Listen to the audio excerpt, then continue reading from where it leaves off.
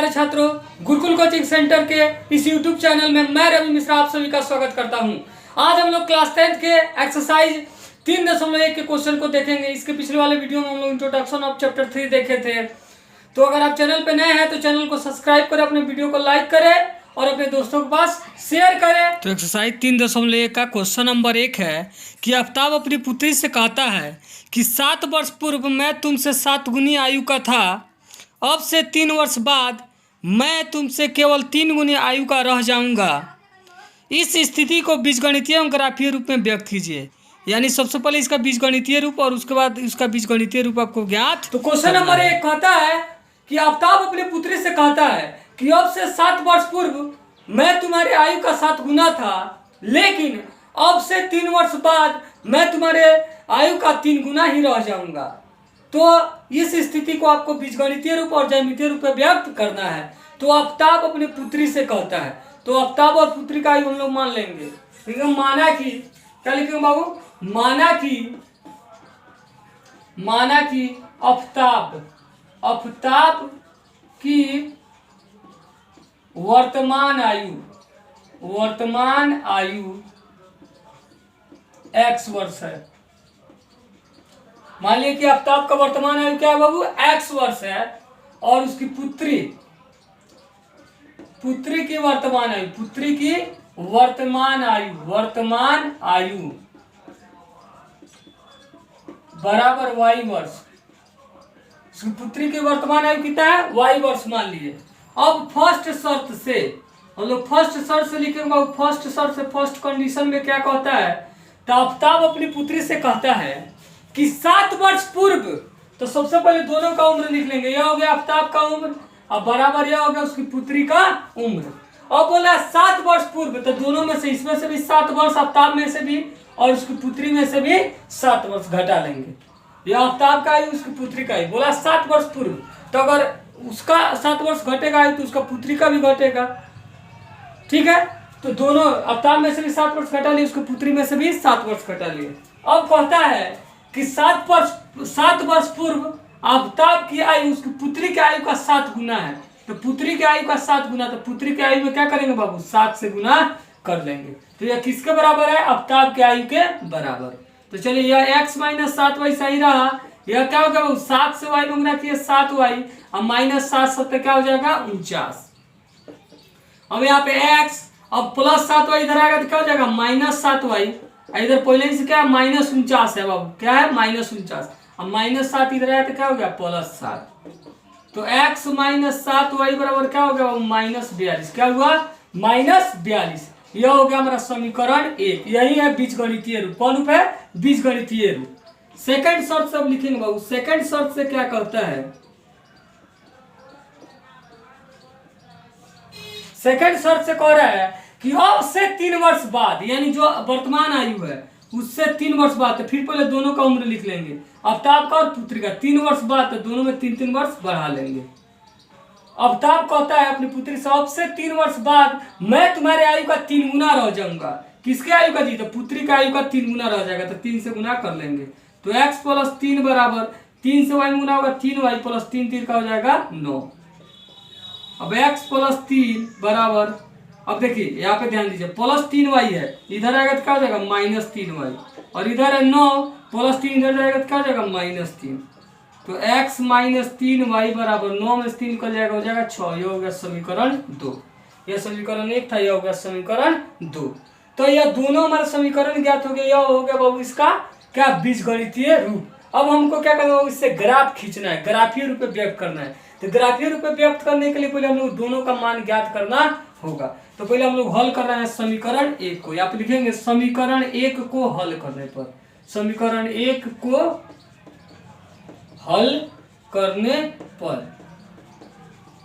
का मतलब या तो x के बराबर करना है या तो y को। दिया है x - 7y बराबर -42।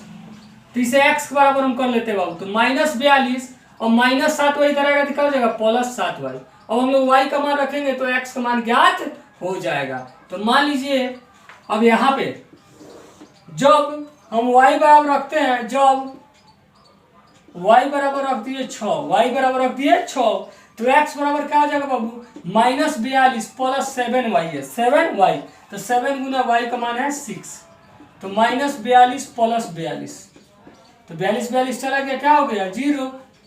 फिर मान लीजिए जब y बराबर रखते हैं 7, तो x बराबर क्या होगा, -42 प्लस 7y, 7y, तो 7 गुना y का मान भी है 7, तो -42 प्लस 7 होता है 49, 49 में से 42 चल गया, क्या बच गया 7। अभी आप इसका सारणी बना देंगे बाबू,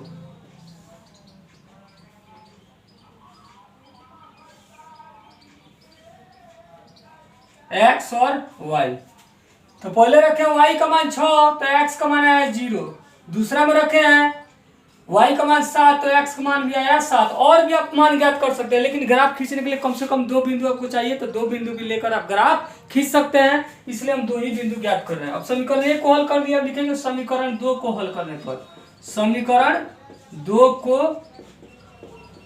हल करने पर, समीकरण 2 को हल करने पर, तो समीकरण 2 को हल कर रहे हैं। समीकरण 2 क्या है बाबू, तो समीकरण 2 यहाँ पे है, x - 3y बराबर 6, x - 3y बराबर 6, तो x के बराबर कर देंगे 6 और -3y इधर जाएगा तो क्या हो जाएगा +3y।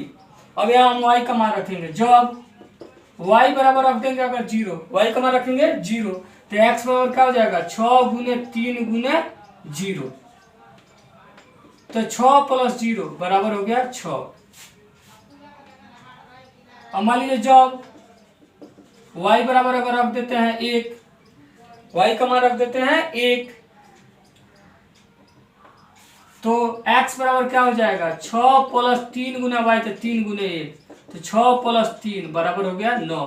फिर इससे क्या करेंगे, सारणी हम लोग बना लेंगे,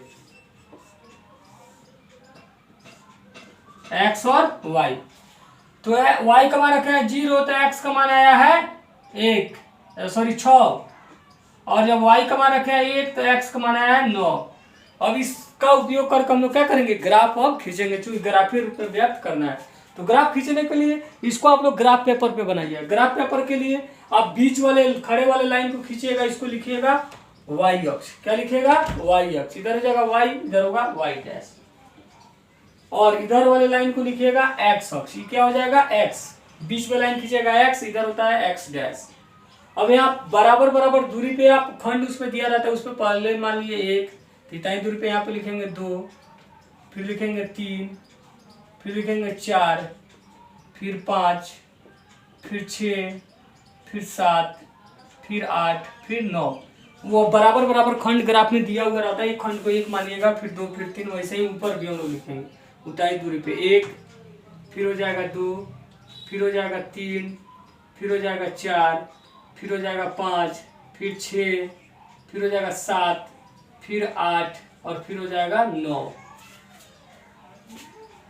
आवश्यकता अनुसार इस खंड को हम लोग ज्यादा भी मान सकते हैं, 2 भी मान सकते हैं, 5 भी मान सकते हैं, लेकिन एक बार जितना दूरी मान लेंगे एक खंड को, बार बार उतना ही हमको मानना होगा। इधर वैसे ही हो जाएगा -1, -2, -3, -4, -5, और भी होगा, चूंकि माइनस का आवश्यकता है इसलिए ज्यादा नहीं लिख रहे हैं। इधर भी होगा -1, उतना ही दूरी पे लिखना है, फिर -2, फिर -3, फिर -4, फिर -5, फिर -6, और ऐसे ही और भी होगा, आपको आवश्यकता होगा तो लिखेंगे हम लोग। तो पहला समीकरण का मान रखते हैं, तो पहले में x का मान 0, x का मान 0 कहने का मतलब हुआ कि आपको x अक्ष पे नहीं जाना है, y का मान 6, यानी y में सिर्फ 6 पे जाना है, तो y में यहाँ पे मूल बिंदु है, y में प्लस में जाना है, तो ऊपर जाएंगे 1, 2, 3, 4, 5 और 6, तो यह हमारा हो गया x में 0 और y में 6, 0, 6, और दूसरा x में भी 7, y में भी 7, तो पहले x में 7, तो x में 1, 2, 3, 4, 5, 6 और 7, तो x में 7, इसको बढ़ाएंगे y तक, y में भी 7 तक बढ़ा देंगे, y में भी आप लोग को बढ़ाना नहीं पड़ेगा, उसमें लाइन ऑलरेडी ग्राफ पे खींचा रहता है, आप सिर्फ लाइन को मिला लीजिएगा, इधर 7 और इधर वाला भी गिन लीजिएगा 7, जहाँ पे आएगा ऐसे आपको वहां पे ऐसे पॉइंट बना देना है और वहां पे लिख देना है 7, 7 हो जाएगा, ठीक है। अब चूंकि अब ऐसे जब दोनों बिंदु दिखा दीजिएगा तो स्केल रख के आप लोग सीधा लाइन, इस बिंदु का इस बिंदु को मिलाते हुए स्केल रख के आप लोग ऐसे सीधा लाइन खींच दीजिएगा, और इस पे इक्वेशन लिख दीजिएगा। जो पहला इक्वेशन है x minus 7y equal to -42, यह हो गया इक्वेशन 1। आशा करता हूँ कि आप लोग समझ में आ रहा होगा। अब देखेंगे दूसरा में पहला क्या है, पहला में दूसरा इक्वेशन में x का मान 6 और y का मान 0। x का मान 6 यानी x में आपको जाना है लेकिन y में नहीं जाना चूंकि y में 0 है। तो x में 1 2 3 4 5 और 6, यह हो गया x में 6 और y में 0 का। यह होता 0 6 का, यह है 6 0 का। अब x में थी y में 1 और x में 9, x में 9 और y में 1। तो x में 1 2 3 4 5 6 7 8 9 और y में है 1 यानी यहाँ इसके सामने ऑलरेडी आपको ग्राफ में कॉपी में लाइन खींचा रहता है, सिर्फ मिला के वहां पे ऐसे दे देंगे तो लिख लेंगे 9 और 1। अब इस दोनों बिंदु को मिला के आप लोग स्केल से रख के एक लाइन सीधा खींच लीजिएगा बड़ा, ठीक है ऐसे। और इस पे दूसरा इक्वेशन लिख दीजिएगा x माइनस 3y क्या है, x माइनस 3y बराबर है 6, x माइनस 3y बराबर है 6, ये हो गया समीकरण 2। इस तरह हम लोग क्या देखे, पहला क्वेश्चन को ज्यामितीय रूप और ग्राफीय रूप में हम लोग व्यक्त कर दिए। आज कुछ समय अभाव के कारण मैं आप लोग के लिए एक ही क्वेश्चन को लेकर आया हूँ। इसके अगले वाले वीडियो में हम लोग क्वेश्चन नंबर 2 और 3 देखेंगे। तो अगर आप चैनल पे नए हैं तो चैनल को सब्सक्राइब करें, वीडियो को लाइक करें और अपने दोस्तों के पास शेयर करें। तो चलिए फिर मिलते हैं हम लोग अगले क्लास में अगले वीडियो के साथ। आपका दिन मंगलमय हो, धन्यवाद।